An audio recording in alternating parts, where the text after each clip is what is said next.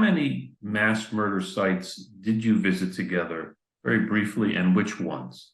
Okay, first of all, there are 234 mass Holocaust graves in Lithuania.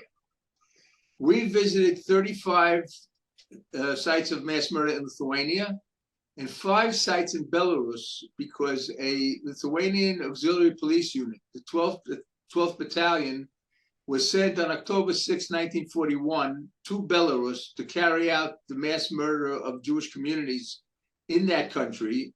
And they murdered at least 20,000 Jews in less than a year and a half. So we went to 5 of those sites and 35 in Lithuania. Okay.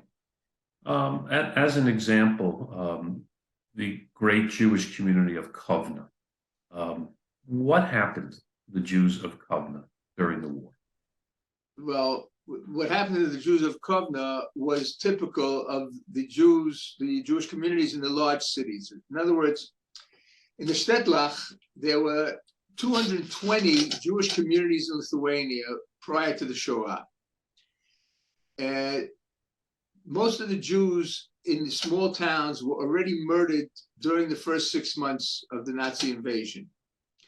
But there were several ghettos that were created by the Nazis, and those ghettos were in the large cities. So there was a ghetto in Vilna, a large ghetto in Vilna, a large ghetto in Kovno, a smaller ghetto in Shaulai, or Shavel, as it's called in Yiddish, a ghetto in Ponevezh, and a ghetto in Svensian.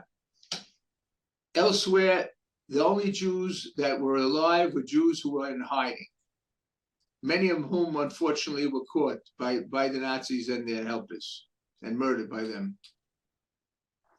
Okay. And you had mentioned, of course, the city of Ponevezh and the famous yeshiva of Ponevezh. What happened in Ponevezh?